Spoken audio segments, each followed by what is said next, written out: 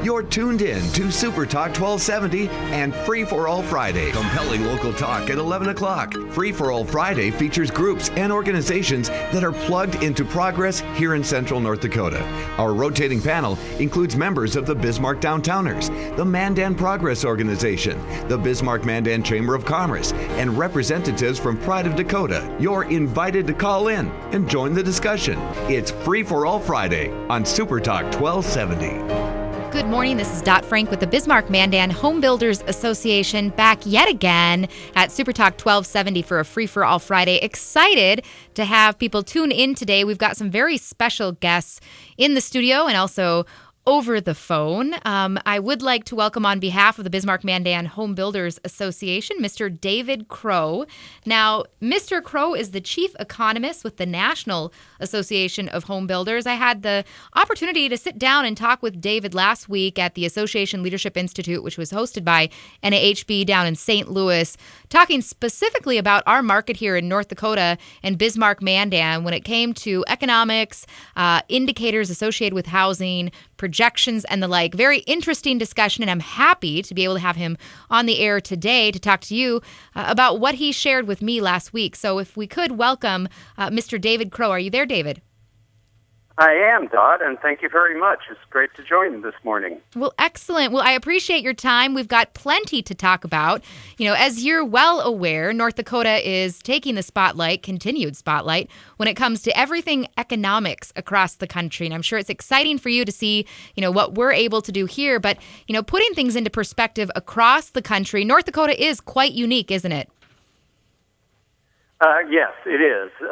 In fact, when I speak across the country, I always use North Dakota as the outlier because the state really didn't suffer much from the downturn. It did some, but in a relative sense, much less than most states. And it has really been a star performer since then. And so it's a good example of the fact that with the good underlying employment base and a good underlying industry, the recovery can be very healthy. Absolutely. And some of the things that you shared with me last week in St. Louis were pretty inspiring, particularly when it comes to some of the things that you measure from the Home Builders Association's perspective that really helps a community understand, you know, where it's been, where it's going, and likely what it is to be able to take advantage of as an industry, helping people aspire to home ownership. And so what I'd like to do is just kind of go through some of those statistics that you shared with me and talk specifically about a few of them. Now, one of the things that you measure, David, is housing starts. And can you please explain to the listeners today exactly what housing starts means, what it is that you're looking for, and what those numbers are? I think we lost him. Hang on. Try now. David, are you there?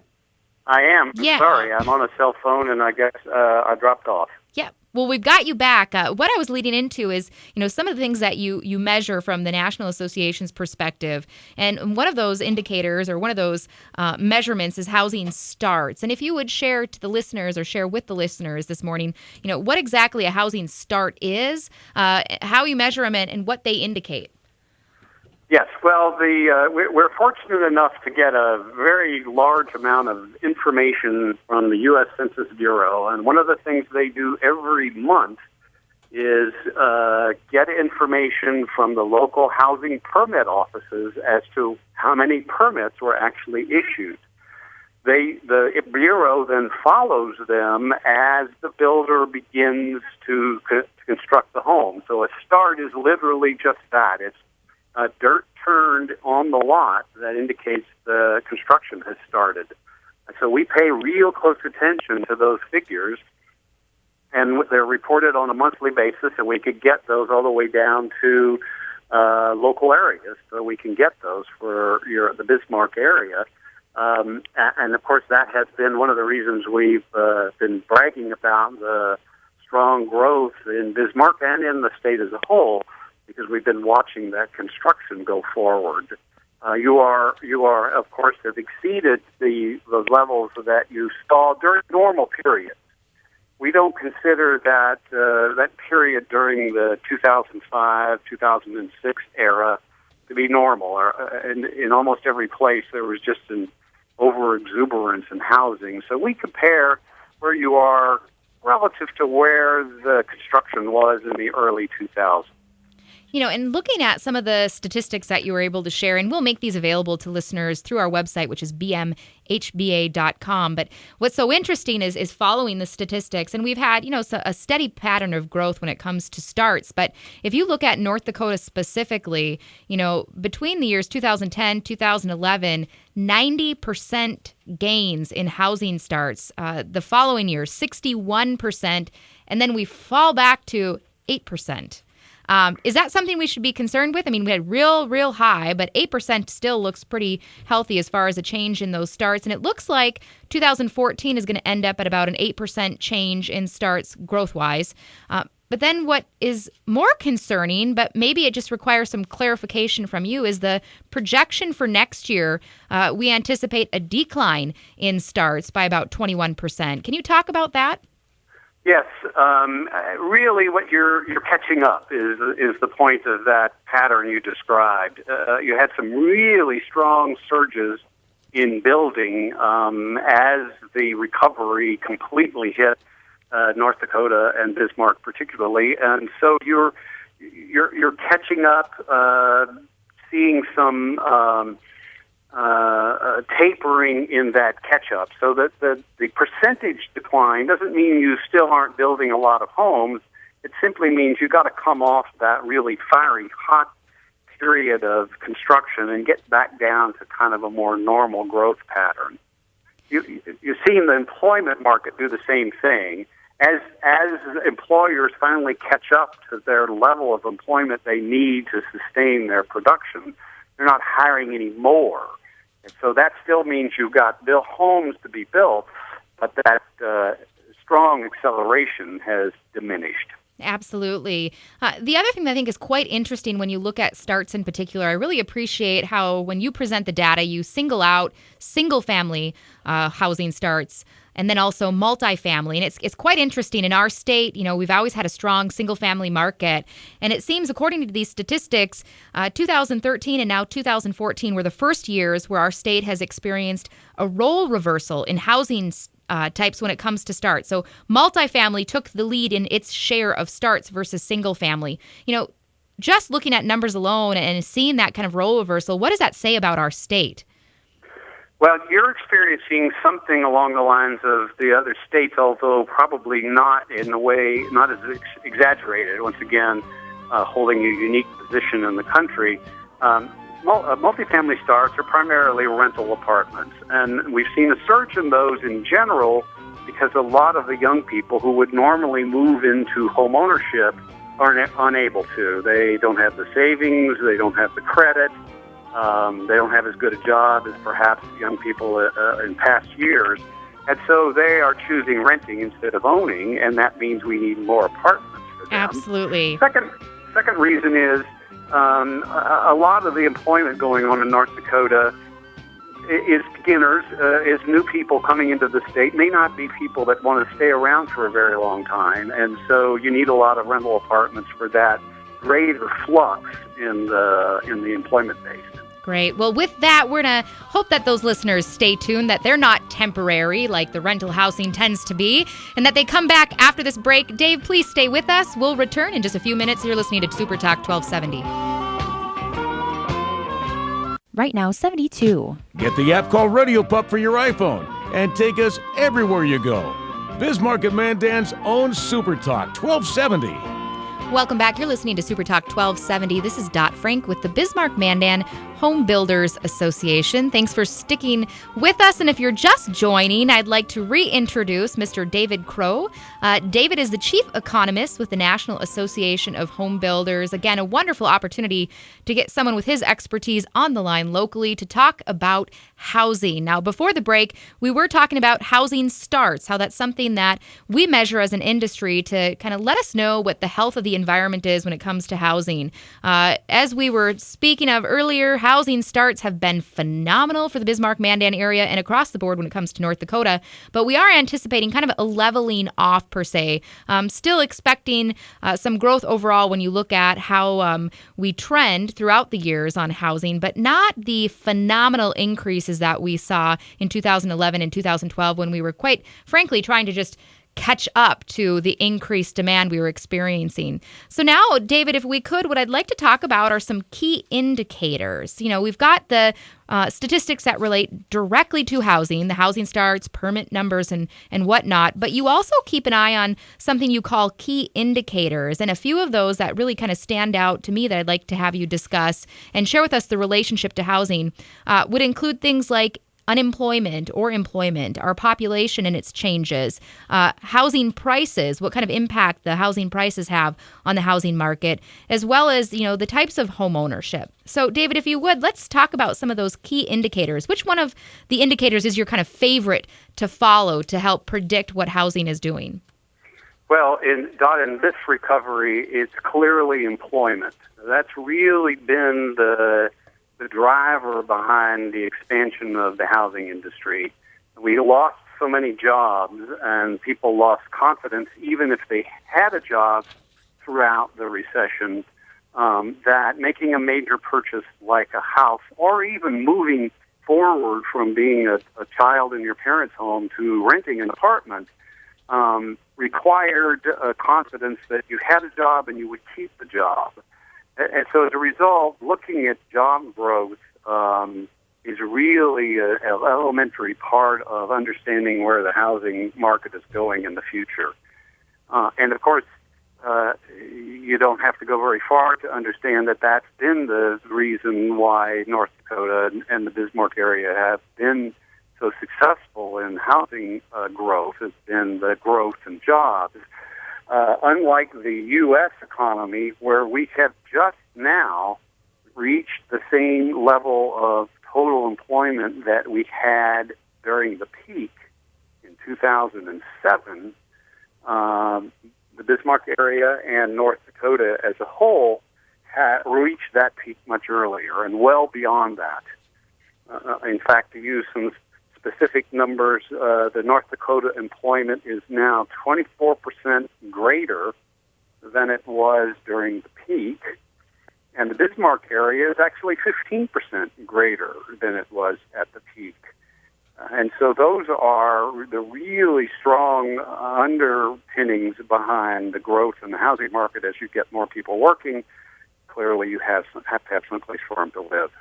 Now, North Dakota, again, has some bragging rights when it comes to unemployment, but, it's kind of a double-edged sword. Because we've got such low unemployment, it's creating some issues for our state when it comes to filling positions and allowing our community to grow as it naturally could if we had the population to support the work.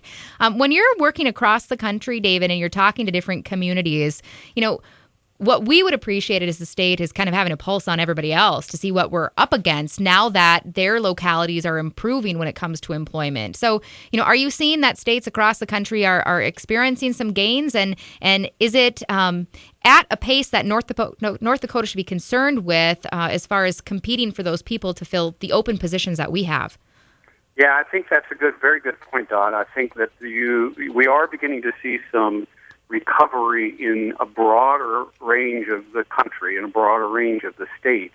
That wasn't necessarily true, certainly wasn't true in 2011 and 2012. It began to see some growth in 2013 and clearly seen some growth in 2014. And so as those other markets come back, there'll be less incentive for the workers to move from where they are now to fulfill that job need you have in North Dakota.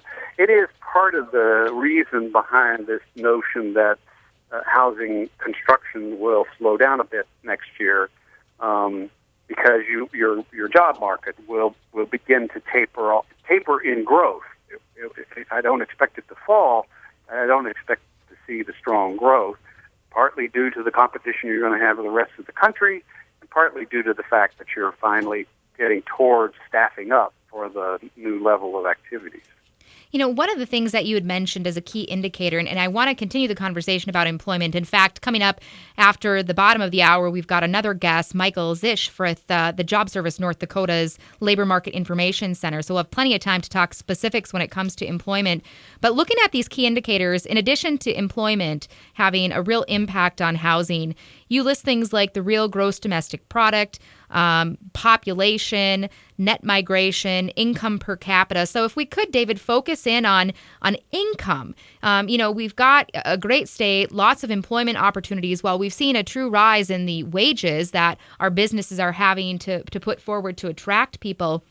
When you look at income specifically, what does that mean for housing? Higher income equals a higher probability for new starts? I mean, what type of relationship does income per capita have with housing? Yeah, income matters a lot. So not only do you need a job, but you need a job paying enough to be able to afford a house and consistent enough to be able to make mortgage payments. What we have seen across the country, and this does apply to North Dakota, it's one of the reasons we're seeing strong apartment demand, is that some of those jobs are not sufficient to be able to afford a mortgage. And so we're seeing many more of the young people become renters instead of owners because while they have a job, their income is not sufficient and the growth in it is not sufficient to be able to afford to own a home. So that is an important consideration, not just what jobs are, but what they're paying. And we're seeing a mixed message on that in that regard. So when you're talking about, the affordability, it kind of comes back to that. What we're experiencing in our state is a price appreciation. And that's something also that you shared back in St. Louis is how our market has seen some gains when it comes to the appreciation of homes. While the nation's prices went into decline in 2008 and just recently jumped over zero growth, North Dakota never did hit the floor. In fact, we've experienced about 10% appreciation in 2013. Taking a look at that level of appreciation, is that healthy to see? I mean, it's great if you're a homeowner to recognize those gains, but does it get to a point where you want a little bit more moderate appreciation? Yeah, that's a double-edged sword. You're exactly right. So current homeowners are getting more equity in their home, but potential first-time buyers or those trying to get into the market from another location see those higher house prices as a barrier to being able to afford. So you kind of want something in between, really rapid house price appreciation like some of the states saw in the 2004-5 area were actually ultimately detrimental to the overall housing market. So that's one of those things where there can be too much of a good thing. North Dakota has seen some good, strong house price appreciation. As long as incomes continue to increase, you can keep up with that. It's when that growth in the prices outpace the growth in incomes that you start running into some trouble. Again, on the line of affordability, that's something that North Dakota really grapples with right now is providing affordable housing. And you talk about people that are coming into the market, college grads that are ready to, purchase their first home, they're in their new career. Are you seeing that the affordability as far as purchasing power is tied more towards wages not being sufficient or their debt load that's having some detrimental value on their ability to buy? Yeah, unfortunately, it's a multiple detriments and multiple headwinds for young people. In general, wages haven't been moving as fast for young people as they have for the rest of the market. Their unemployment rate is a little bit higher than the rest of the market. They tend to have a little lower credit scores, and unfortunately, that matters a lot right now. Mortgage rates are very low by historic standards, but it really doesn't matter how low they are if you can't qualify for a mortgage. And many young people can't because the standards have been tightened up so significantly. And then you throw in the fact that they are starters in their employment, so they don't have a long history. They may have a lot of savings. They have some student debt. And they may have jobs that require them to move around more frequently. So all of those have been interacting to put the first-time home buyer at a lower participation rate than history.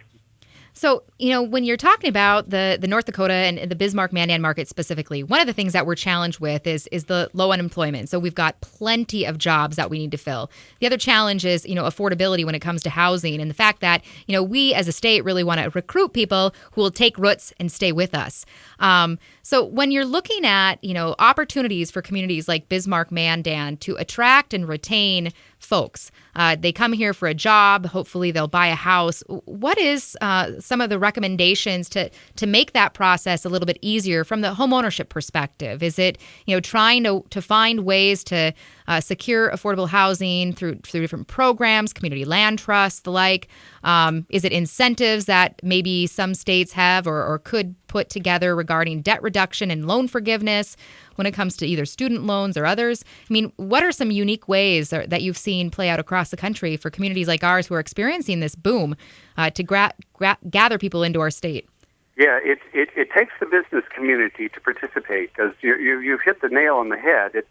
It's a community issue where you can't get new employees, particularly beginning employees, those at the very start of their careers, if they can't find an affordable place to live, and clearly they're usually on a starting salary. So some cooperative efforts with the rest of the business community and with the government. So you have a state housing finance agency which has some affordable housing programs for financing housing, and then many communities pool their resources and come up with areas of land grants, land availability that the state or the city may have available.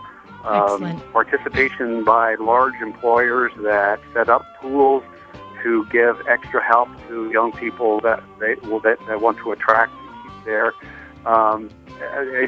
At the upper limits, even being able to help them with the mortgage if the companies are able to do that financially, so that they know they're going to keep their employees. If we could, David, hold that thought. We are up against another break. Please stay tuned. You're listening to Super Talk 1270 with the Bismarck-Mandan Home Builders Association. More when we return. Right now, 72. Get the traffic and weather information you need anytime on Super Talk 1270 and online at supertalk1270.com. Welcome back. This is Dot Frank with Super Talk 1270's Free for All Friday. Thank you for joining us today. I'm excited to talk all about the home building industry, and we're going to slide into employment and how that impacts ours. We've been on the phone talking to and learning all sorts of items from Chief Economist from the National Association of Home Builders, Mr. David Crowe. David, are you still there? I am. Excellent. So we've covered a lot. We talked about housing starts. We've talked about the different indicators that allow us to kind of gauge where housing has been and where it will be. We just most recently talked about home prices and how price appreciation is a good thing overall, but it can also be a hindrance when it gets us to the point where we're pricing ourselves out of people coming into home ownership. Now, one slide in particular that you shared with me down in St. Louis really exhibits how cost impacts home ownership. And specifically, you guys run some numbers that shows what a $1,000 price increase means for buyers. Now, I think this is really interesting. We have experienced some incredible price increases in our communities, whether you're out buying, some lumber to complete that basement, whether you're out at the grocery store buying milk, we've seen prices increase. Now, when you're looking at home ownership and you take into consideration the median home price, for our area it is probably in the lower 200s. You think, $1,000 increase, not that big of a deal when I'm working with, $200,000, but it is a big deal when it comes into entry of home ownership. So, David, can you talk about why you look at these price increases and the impact it has on people to get into homes? Well, you're exactly right, Dot. It basically comes down to a qualification for a mortgage. After the debacle that took place in 2007 and 2008 when the financial markets collapsed, the Congress and policymakers felt like they had to do something about it. And frankly, I think they may have overreacted, but the result has been mortgage qualification becomes very difficult. And one of the key items in that is how much of your income can you devote to pay for the mortgage, and that would include not just the mortgage repayment and the interest on it, but also the property taxes and the insurance, which you usually pay as part of the monthly payment. And so if the price of the house goes up, the amount of money you got to spend on a monthly basis goes up, and you hit those limits. You hit what the banks and the mortgage underwriters say that's too much of your income, so you can't afford it anymore. So a rising house price ultimately means there will be some people, some households, that can no longer afford to own a home. And that worries us a lot because it's particularly true for young people, people just starting out, where their resources are particularly limited, and they're buying a house for a long period of their life. So they're stretching their income already. So small, even $1,000 price increases can have a substantial effect on who can buy a house. You know, one thing that you shared with us, and unfortunately, we didn't have data that was specific to the Bismarck-Mandan area just because it's not available for this particular measurement, but taking a look at Fargo, and we can kind of extrapolate that. Our median home prices are comparable to what they're experiencing right now. You took a look at, what happens when you have a $1,000 price increase on a home, and essentially what happens is for every $1,000 price increase on a home, you're pricing out 195 people. Now, that's based on who in that category of home prices can afford to purchase it. But when you look at that increase, 195 people are now no longer able to afford that particular home. Those are substantial numbers. That's right, and that's why we do that calculation, because that's not always clear when there's been a new regulation passed or stronger building codes or an impact fee, some reason why there might be a legitimate reason why you would impose some fees upon building houses. But there are these consequences that need to be realized before you take on that kind of an increase. Absolutely. And that's one thing that I want to really have you clarify for the listeners today is that, the price increases that we experience aren't just because of, increased material and labor associated with home construction, but it's everything, like you said, from taxes to new rules and regulations, permit prices and the like, that have a real impact on the cost of homes. That's right. We estimate that the regulatory costs in a new house were about 30% of the price. So that's building codes, that's regulations at the local level, that's environmental requirements, Clean Water, Clean Air Act requirements, some of them very laudable goals, no question, but they do add significantly to the underlying price of a new home, and there is a point at which the good, perhaps, gained by those regulations are not sufficient to outweigh the elimination of people from home ownership. Absolutely. I think one thing that, the population in general is really clear on is side effects. Now, we most often associate side effects with medicines, right? So you weigh the risk of taking this medicine with the side effects against it. And one thing that we unfortunately don't think about too often when it comes to regulations and rules and whatnot, if we're outside of the political realm, is the side effects of imposing new ordinances in a community. And some of those side effects, including these price increases, like we said, can be substantial, pricing out 195 people for a $1,000 price increase on home ownership. So it's interesting, and I truly appreciate that type of data that you share. We have, probably about a third of the show remaining, and I've got another really great guest in the room. If we could, David, I'd like to introduce to the listeners right now our other guest, who is going to talk specifically about the labor market in our community, some of the employment statistics, which are equally exciting as those permit and start numbers. And that's Mr. Michael Ziesch. And Michael is the manager for the Labor Market Information Center with Job Service North Dakota.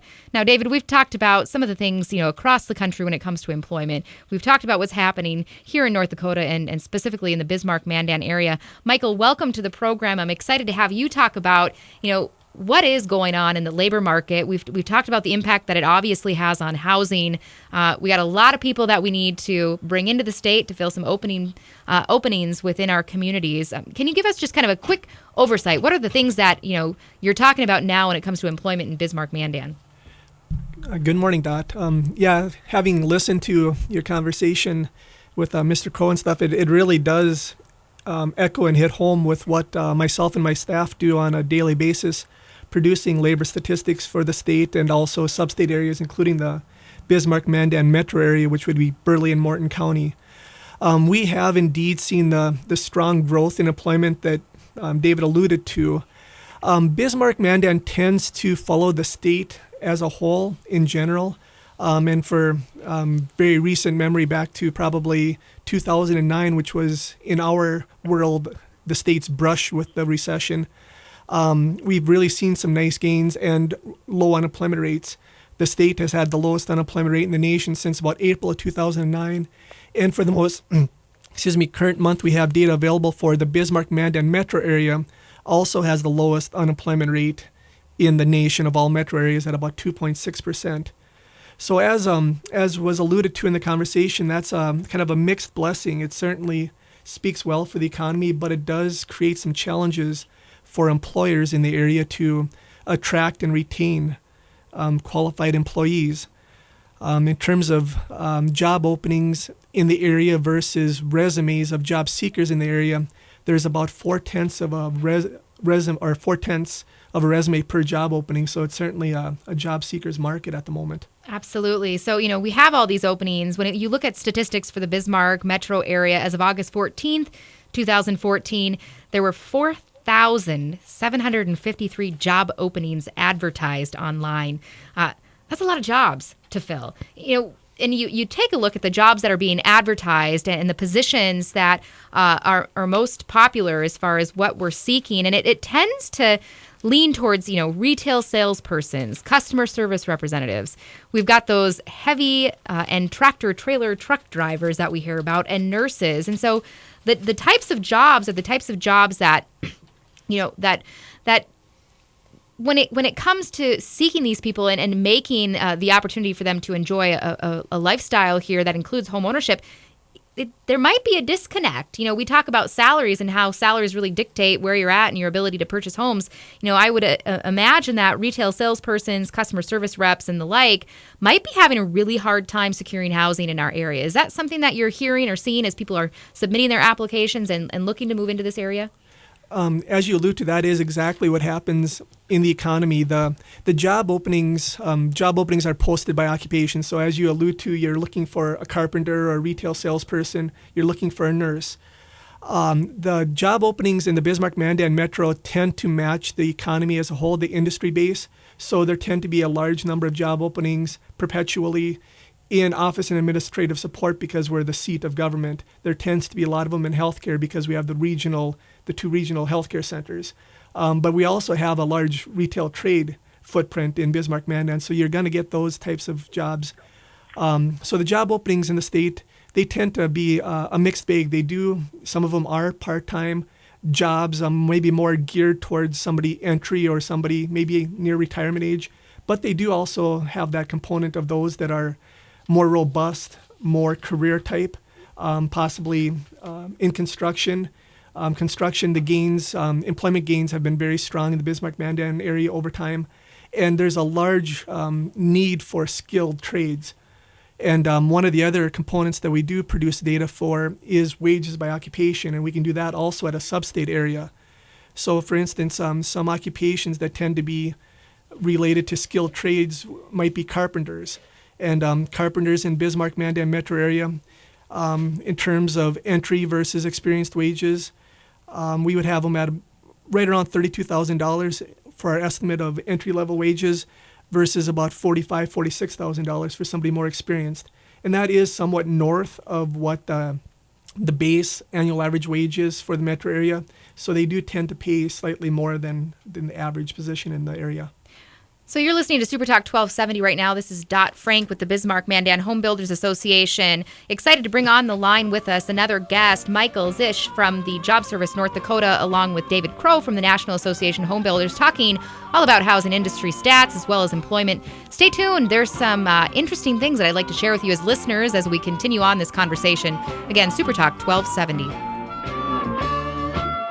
Right now, 72. You're never more than a few minutes from a weather update here on Super Talk 1270. Thank you for tuning in to Super Talk 1270. This is Dot Frank with the Bismarck Mandan Home Builders Association. Welcome back for those of you who are tuning in since the top of the hour. We're nearing the end, but we've got some interesting stuff to take us home. On the phone with us from the National Association of Home Builders is Mr. David Crowe, the chief economist for the association. And we also have in the studio with us this morning Michael Ziesch, who is the manager for the Labor Market Information Center with Job Service North Dakota. This morning is all about home building and employment. And we ended that last half with some information regarding employment distribution, the types of jobs that are posted right now. We have plenty of them in the Bismarck-Mandan area and across the state nonetheless. And one thing that I would like to talk to maybe David about is the type of housing that is attractive to these types of workers. So the top occupations that we're seeking right now, again, are retail salespersons in the Bismarck metro area. 156 openings. Customer service reps, 141. Heavy tractor trailer truck drivers, 133. Registered nurses, 140. Now, David, if you were to build, what would you build to suit these types of individuals? Well, I would build a mix of rental units. It is the case that a lot of younger people are interested in living in rental communities that are in the middle of action, and in the middle of downtown, in the middle of availability of social outlets, of restaurants. And so that's a very popular phase going on right now, both because renting is more affordable, given they're just starting their career, and because they can live around their friends and socialize with other people in the similar situations.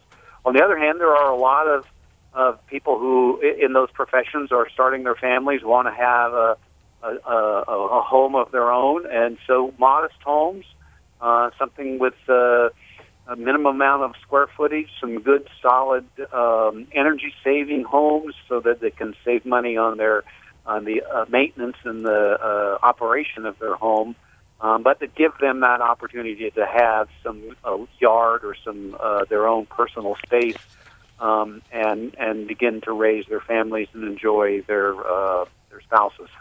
And that's, excellent recommendations, particularly reading through some of the items that NAHB puts out regarding, what are people looking for at the current point in time. And I think, across generations, it seems like people want move-in ready, low maintenance, low cost when it comes to staying within your home. And that's where I think that energy efficiency comes in. But for young people in particular, you are seeing a lot of information out there about how young people are seeking out that kind of social community where they can live and work and shop and play in one general area with ease. And one thing that's really exciting living in the Bismarck-Mandan community, you're seeing the community respond to those needs. Downtown and in both Bismarck and Mandan is really starting to develop and incorporate that mixed use where we're adding some residential opportunities for people in the community to live in the downtown areas. Now, going back to Michael and the statistics that you have, the occupations that are listed as available right now were those that we mentioned previously. Those are also the occupations that are on the list for projected growth.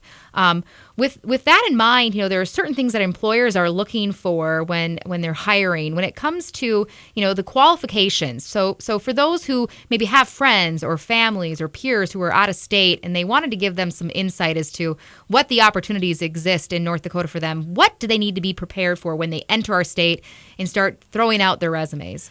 That is an excellent point to make, Dot. We do realize the importance of the out-of-state job seeker, and Job Service North Dakota operates the labor exchange system for the state, attempting to connect the openings posted by businesses with qualified candidates, and our local offices do a really nice job of that.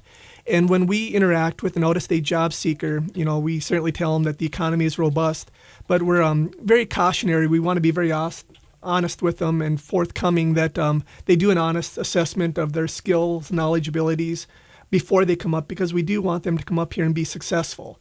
And we certainly want them to come up here and put down roots versus, being a commuter. We certainly need the labor on both sides of the equation, but to have somebody come up here with their family, having done their homework prior to coming up is going to ensure the largest chance of success and be the most beneficial for them and for the state and the metro area as a whole.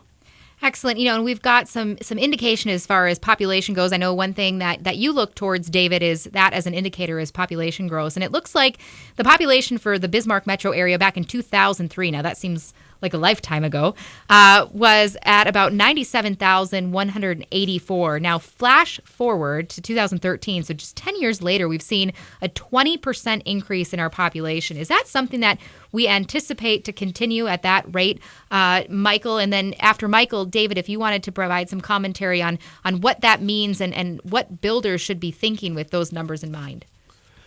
Yes, we do keep in pretty close touch with the state census office that's housed within Commerce, and we are seeing them projecting population increase that is expected to continue to increase, which is really positive as well, because once you get that population to increase, you kind of reach and maintain critical mass. That's where you get even coming back to like a goods producing job, which construction is, it tends to spur off the service providing jobs in the future where there's opportunities for the whole family versus just maybe the chief breadwinner, which would be the husband or the wife. Excellent. So we have that anticipation that population will continue to climb substantially in the state. Now, David, from your perspective, if you're a home builder and you're keeping an eye on the stats, what should that indicate for the people here in our community? Well, it certainly indicates that you have to keep moving forward with plans for more building. That would include, developing land so that you have some place to start building those homes. It would mean developing the properties in more dense areas, perhaps even redeveloping, recreating some more of that social gathering type of development that younger people are interested in. But population growth is the key to more building, and it's population growth from external migration into that state that makes the big difference. You obviously get a little bit of that just by the own generation of people growing up that already live there. But as you see more people moving in, and that's the only way you get that kind of strong population growth, you need a lot of building, and you need a lot of planning for that, including the infrastructure necessary. And Michael's right. Not only do you get the direct employment effect from new people moving in with new jobs, but then they need to purchase things locally. Go to the restaurant, go to the service station, do all the things that you would do in a normal life. That requires more people. So you get a multiplier effect when you have people moving to take jobs that are already available. Absolutely. Now, we are approaching the end of our program today. We've got about 3 minutes left, and I'd like to give each of you some ample time really to weigh in on this final question, and that is, if you had a crystal ball, what do you see within it for our community, both, maybe from David, your perspective nationally, and then dive down into, North Dakota specifically. So what's in that crystal ball, and where are you playing your bets? If you had to put money on something, what would it be for our community? And we'll start out with you, David. Well, I would still bet on some decent growth coming forward into the future because of the strong employment market, the strong attraction for continued growth in jobs, which means strong growth in housing. But I would look at being careful about getting too far ahead. You've had such incredible growth for several years, and that can kind of be its own enemy. So you need to be a little careful about getting too overconfident in that size of growth continuing. That's where I would guard against too much euphoria. Excellent. And now, Michael. Okay, I guess I have a little bit of an advantage in that I can defer to our projections data. We actually do produce 2 and 10-year projections, and we certainly do project employment growth from a 2012 base to 22 projected year of about just under 13% for the state. And we certainly see some plateauing in the employment. Most of the gain we have front-loaded. But the gains we see across the industry are really nicely distributed too. It isn't all energy. It isn't all northwest part of the state. It tends to be industries that are present across all areas of the state, including the Bismarck-Mandan metro area. So we're certainly cautiously optimistic on what the next 10 years bring. Excellent. Well, thank you all for tuning in to Super Talk 1270 today. This is Dot Frank with the Bismarck Mandan Home Builders Association, and a special thank you to our guests this afternoon, Mr. David Crowe from the National Association of Builders. Thank you, David, for joining me this morning, and also Michael Ziesch with the Job Service North Dakota office. Please stay tuned to Super Talk for the rest of the day, and we'll catch you next time on a Free for All Friday.